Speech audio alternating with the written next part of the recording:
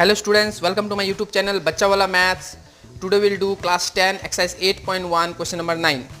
As you can see the question already being displayed on your screen. So let us start. तो देखो question already दिया हुआ है कि एक ट्राइंगल है ABC, राइट एंगल किस पे है B पे, और गिवन है कि tan A equal to 1/√3. Then you need to find the value of, दो वैल्यू निकालना हमको. एक पहला वाला जो है वो sin A into cos C plus cos A into sin C, और सेकंड वाला भी निकालना है. तो हम ये जो साइन है cos C ये सब को हम सेपरेटली वैल्यू निकालेंगे, फिर इसमें पुट कर देंगे 1 में और रेस्पेक्टिवली 2 में भी. ठीक है, तो स्टार्ट करते हैं. चलो सोल्यूशन में देखो पहले लिख लेना कि ABC भी है triangle right angle at B.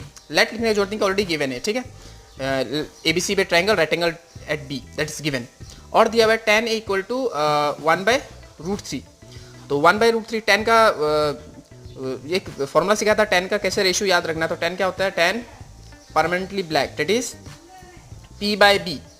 तो यहाँ पे tan परमानेंटली ब्लैक और tan A है, कौन सा ये है, tan A मतलब ये वाला एंगल के लिए. इसके लिए P परपेंडिकुलर क्या है, इसका ऑपोजिट साइड यानी कि BC हो इसका परपेंडिकुलर, और बेस मतलब इसका साथ वाला बेस होता है. ठीक है, तो बेस, तो यहाँ पे क्या लिखेगा तुम, P की जगह परपेंडिकुलर BC और बेस की जगह AB for A, tan A. ठीक है, फिर BC/AB इक्वल टू आ जाएगा तुम्हारा 1/√3.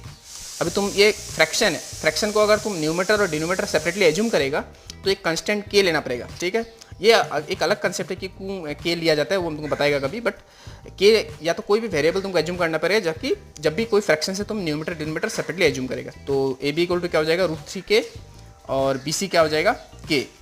देन दो चीज़ आ गया मेरे पास, AB और BC आ गया. तो पाइथागोरस यूज़ करेगा. अभी हम पाइथागोरस यूज़ करके AC निकालेगा. ठीक है, तो पाइथागोरस यूज़ करके अगर AC निकालेगा तो पाइथागोरस क्या होता है, बोलता है hypotenuse square that is AC square equal to base square मतलब AB स्क्वायर और perpendicular square that is BC square. अभी तुम AC निकालना है तो AB का वैल्यू डाल दो. AB का वैल्यू क्या है, √3K, ये स्क्वायर है तो होल स्क्वायर हो जाएगा, और BC कितना है K, तो K स्क्वायर हो जाएगा. अब इसको तुम ब्रेक करेगा तो √3K होल स्क्वायर क्या होगा, 3K स्क्वायर होगा, और K स्क्वायर तो 3K square plus K square क्या होगा, 4K स्क्वायर होगा. ठीक है, तो फिर से दिखाता है एक बार, देखो एक बार दिखाता है. 3K square plus K square क्या होगा, ये हो जाएगा तुम्हारा 4K स्क्वायर, है ना.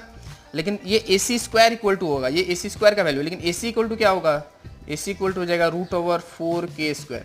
और √4 स्क्वायर का मतलब क्या होगा, ये तो 2K होगा ना. तो यहाँ पे देखो 2K आ गया. ठीक है, अभी मेरे पास ये तीनों चीज़ आ गया, ये 2K, फिर AB तुम्हारा √3K और ये वाला ओनली K. अब हम निकालेगा साइन ए. तो साइन का रेशियो क्या था, सम पीपल हैव, एक सिखाया था तुम लोगों को कैसे याद रखना है इसको. तो साइन का क्या होता है, people have, some people have.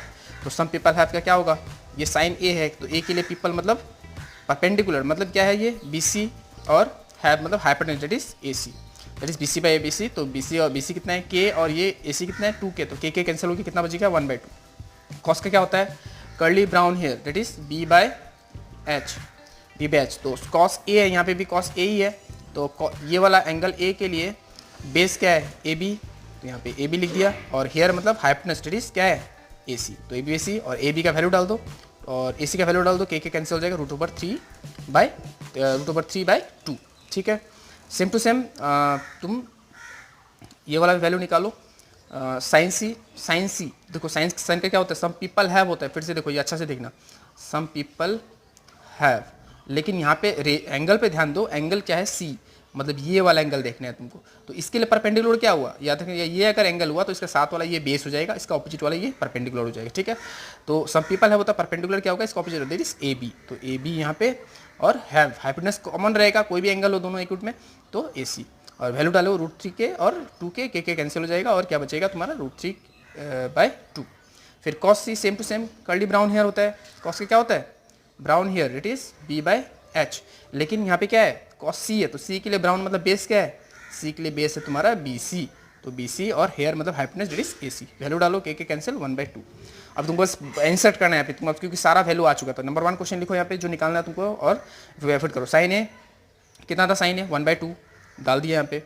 फिर इंटू cos C कितना है देखो 1/2 यहाँ डाल दिया, इंटू फिर प्लस था यहाँ पे प्लस, तो cos A कहाँ है देखो यहाँ पे, ये √3/2. फिर ये वाला भी साइन C भी √3/2 है. अब इसको अगर मल्टीप्लाई करेगा पहले तो ये हो जाएगा 1/4, ये हो जाएगा √3 इंटू √3 3/2 2 जा 4। अब इसका एलसीएम ले लो, एलसीएम लेगा तो 4/4 आएगा, इट इज इक्वल टू 1। ठीक है, सेम टू सेम अब तुम इसका वैल्यू भी निकाल सकते हैं सेकंड वाला नंबर का, वो हम तुमको बता देते हैं। सेकंड वाला नंबर का अगर तुम निकालेगा तो cos A cos C और इन minus sin A sin C, तो cos रेस्पेक्टिव वैल्यू यहाँ से देख के तुम यहाँ पे इंसर्ट करो, मल्टीप्लाई करो, तुमको ये रेस्पेक्टिव वैल्यू मिल जाएगा। ठीक है, होप यू हैव अंडरस्टूड। और if you have any doubt then you can revert back to me. Thank you.